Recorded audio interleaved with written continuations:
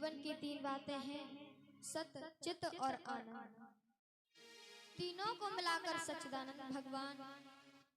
ऐसे सच्चिदानंद भगवान के चरणों में बार बार नमन बंदन करते हैं।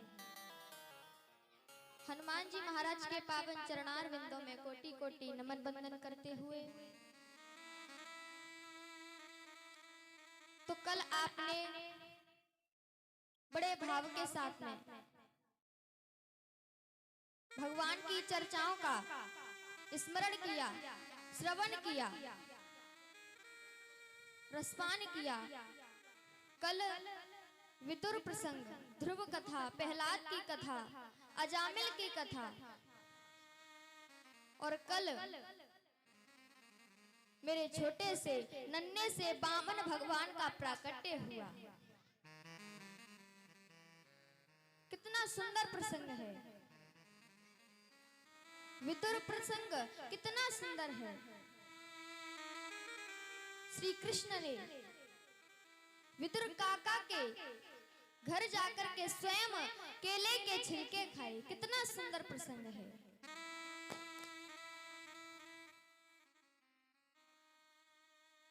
लेकिन जब विदुर जी ने जो गूदे थे वो साफ करके खिलाए, तब विदुर जी ने कहा कि गोविंद अब बताओ स्वाद आ रहा है कि नहीं आ रहा है।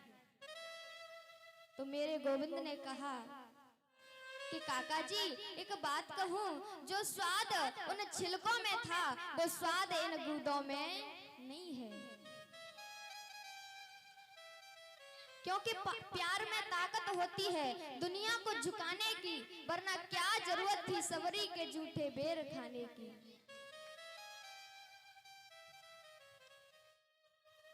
श्री कृष्ण ने भाव में आकर के केले के छिलके खाए। आपने बहुत सुंदर सुंदर कथाओं को श्रवण किया, लेकिन हम इन श्रीमद् भागवत को, इस श्रीमद् भागवत को श्रवण तो करते हैं, लेकिन अपने जीवन में कोई एकाध व्यक्ति ही अपने जीवन में इस श्रीमद् भागवत को उतारता है। लेकिन इस कथा को श्रवण करने का नियम क्या है?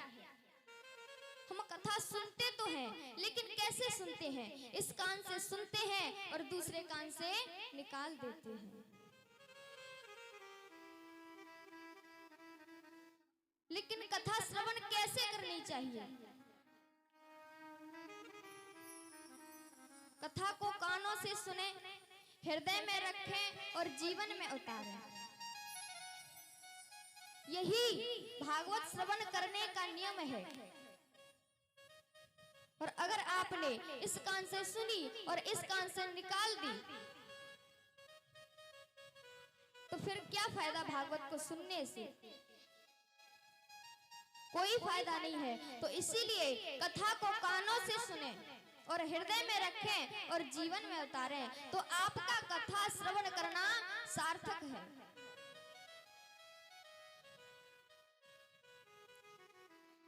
और श्रीमद् भागवत कहते किसे हैं? ये श्रीमद् भागवत क्या है? हम जब रास्ता भटक जाते हैं तो ये श्रीमद् भागवत ही हमें मार्ग पर लाती है।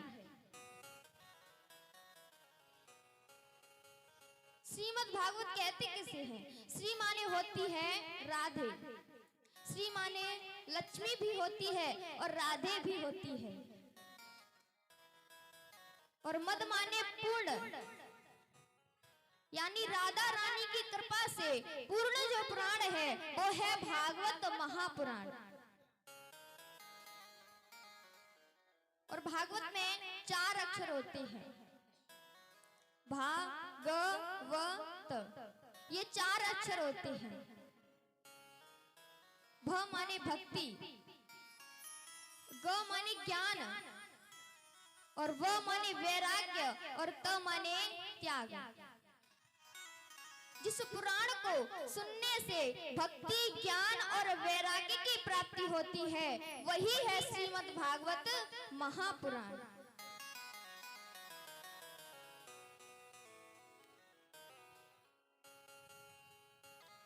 और किसी कवि ने बहुत सुंदर पद लिखा है,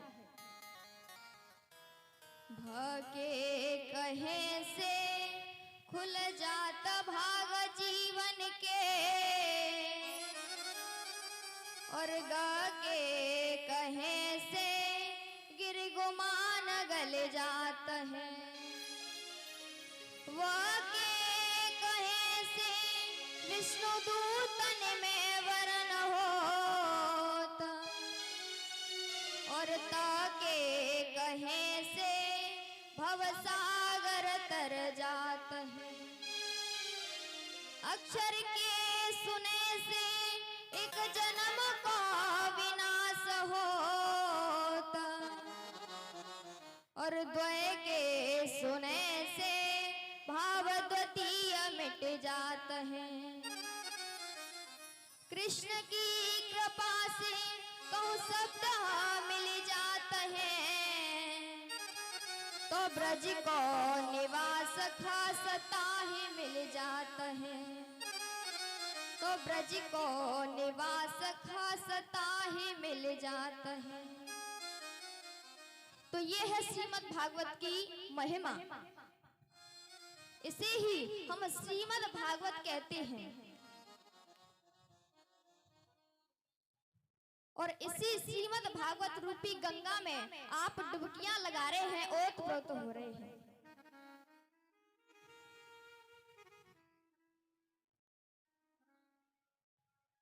तो आइए एक प्रसंग पर नजर डालते हैं।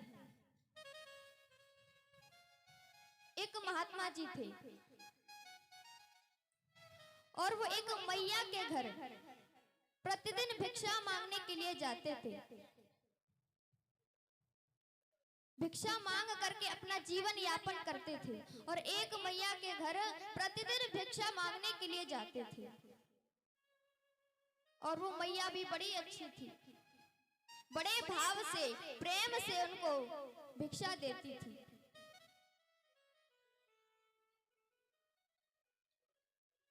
अब एक दिन ऐसे ही महात्मा जी उस मैया के घर भिक्षा मांगने के लिए गए हैं। अब उसी दिन मैया का घर में झगड़ा हो गया। मैया क्रोध में थी। अब मैया क्या कर रही थी, जो आंगन होता है ना, आंगन, उस आंगन को गाय के गोबर से लीप रही थी, एक तरह से पोछा लगा रही थी। अब तो पोछा लगा रही थी, तभी महात्मा जी आए और उन्होंने आवाज लगाई कि भिक्षाम देहि। अब जैसे ही आवाज लगाई मैया ने नहीं सुना। फिर दूसरी बार आवाज लगाई भिक्षाम देहि, फिर भी मैया ने नहीं सुना। फिर तीसरी बार आवाज लगाई भिक्षाम देहि।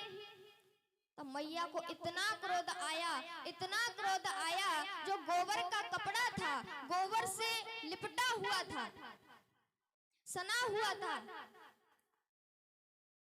वही कपड़ा महात्मा जी की झोली में डाल दिया और कहा ये लो तुम्हारी भिक्षा। क्योंकि मैया बहुत क्रोध में थी। अब तो महात्मा जी विचार करने लगे कि मैया तो प्रतिदिन बड़े भाव से, बड़ी श्रद्धा से भिक्षा देती थी, लेकिन आज क्या हो गया मैया को। तब महात्मा जी ने सोचा चलो कोई बात नहीं। महात्मा जी वहां से चल दिए, अपने आश्रम पर पहुंच गए। आश्रम पर आए और उन्होंने जो कपड़ा था, वस्त्र था, गोबर से लिपटा हुआ था, सना हुआ था, उन्होंने उस कपड़े को अच्छी तरह से धो करके धूप में सुखाने के लिए डाल दिया। अब सुखाने के लिए डाल दिया, तब तक वो भजन पूजा करने लग गए। तब उनका एक भक्त आया और आकर के गाय का शुद्ध घी, 1 किलो घी महात्मा जी को दे गया। अब महात्मा जी विचार करने लगे कि ये घी तो दो वस्तुओं के काम आएगा। एक तो एक इस घी से भगवान के लिए हलवा बनाऊंगा, भोजन बनाऊंगा, और एक इस घी से भगवान के चरणों में दीपक जलाऊंगा। तब महात्मा जी ने विचार किया, लेकिन दीपक तो है और घी भी है, लेकिन बाती नहीं है।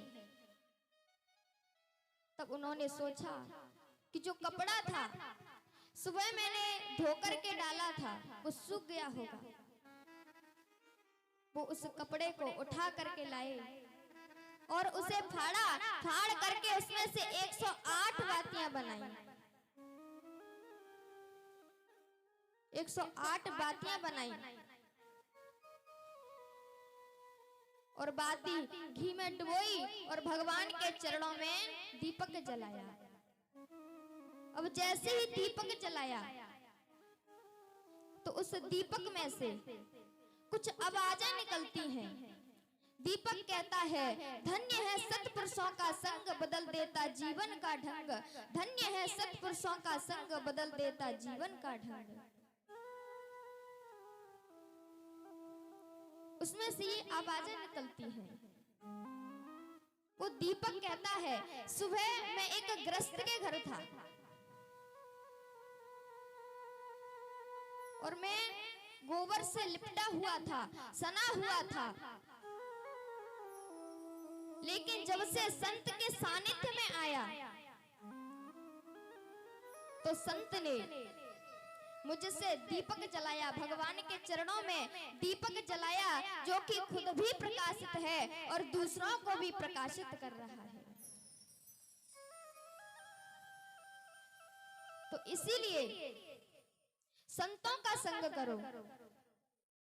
संतों का हृदय बहुत कोमल होता है।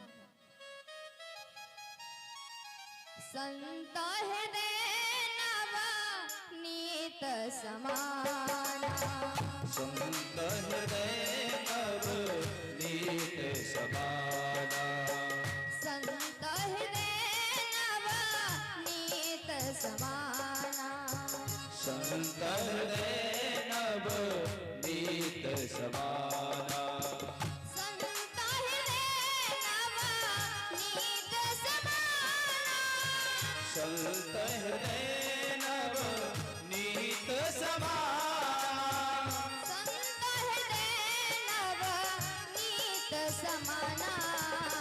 कहा कवि न पर कहा न जाना, कहा कवि न पर कहा न जाना, कहा कवि न पर कहा न जाना। बोलिए बांके बिहारी लाल की जय जय। जय श्री राधे श्याम।